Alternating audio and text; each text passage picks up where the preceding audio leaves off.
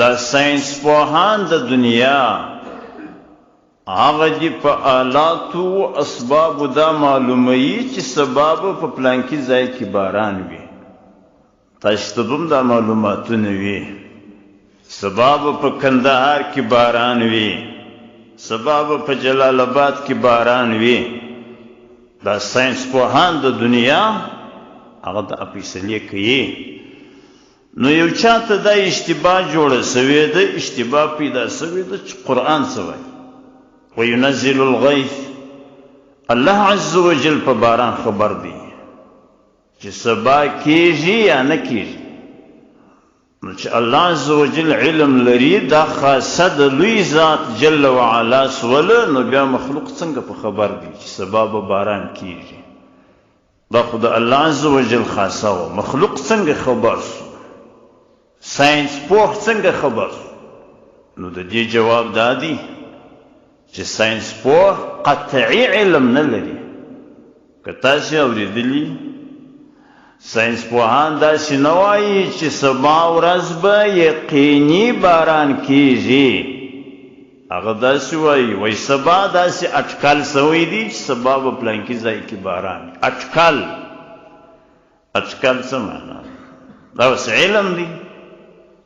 اټکل خو تخمین دی، دا خو د ظن و د ګمان خبرې دي.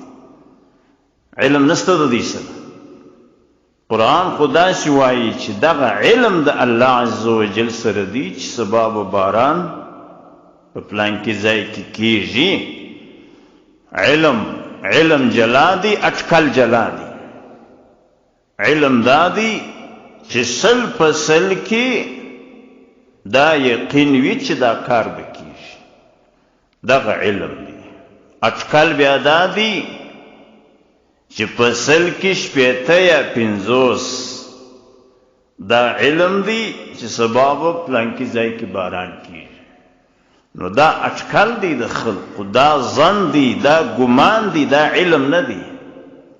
او قرآن چې وایي چې د باران د اورولو وخت الله عز وجل په خبر دی، هغه د علم په صورت کې، نه د اټکل او د تخمین په صورت. دا به یوه خبر وي. او دومه خبر به دای چې الله عز وجل چې علم لري چې باران به کیږي، هغه علم بې له اسباب، بې له آلاتو، بې له وسایطو، بې له واسطو. او ساینس پوهان چې بیا راته وایي چې سبا به باران کیږي، دا خو آلات دي، اسباب دي، وسایط دي. دا خو په اسبابو دا معلومات راکوي. دا اسباب ځینې ایسته که ساینس پوه دي په څه شي خبر. نو قرآن چې وایي چې الله عز وجل دغه علم لري چې باران به اوري یا نه، هغه بې له اسباب، بې له آلات، بې له واسطو. او د ساینس پوهانو علم هغه په واسطو سره دی. نو ځکه دا اشتباه غلطه ده چې څوک یې پیدا کوي.